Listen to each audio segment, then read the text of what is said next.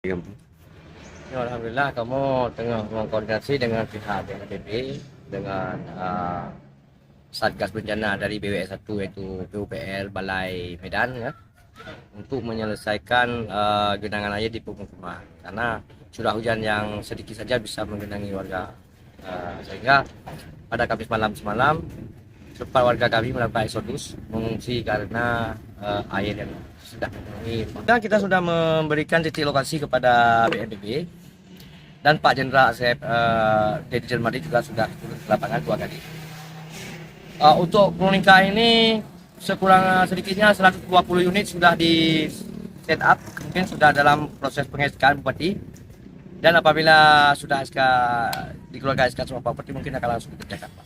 itu Ini kan sejumlah tenda-tenda darurat ini tidak memungkinkan kita gunakan mengingat Purbalingga ini di dalam air karena daratan Purbalingga ini memang air semua, Pak. Apalagi curah hujan ini tadi apa ya karena beberapa kemarin hmm. yang sudah kami pasangkan, sudah kami tempati warga kami tergenang kembali, sehingga masyarakatnya harus keluar lagi, harus cari tempat yang lebih tinggi lagi.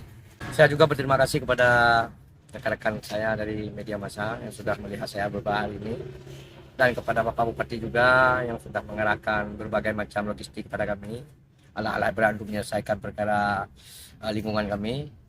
Dari BWSI juga, PUPR dan Cotora juga, serta dari BNPB tentunya yang memang sudah mengambil andil untuk pembangunan rekonstruksi ulang Aceh Utara dalam hal tadi. Terima kasih kepada para pihak.